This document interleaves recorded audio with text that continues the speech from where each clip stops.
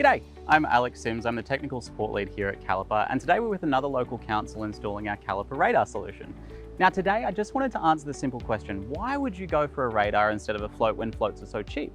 Well, very simply, a float will only give you a point level indication of when water passes beyond a certain point, whereas a radar is going to give you granular measurement detail all the way from the bottom to the top of your pit.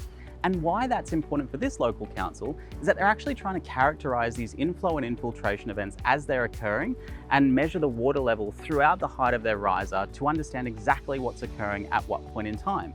Now, this will allow them to identify where these inflow events are occurring from and put the measures in place to go and resolve these issues.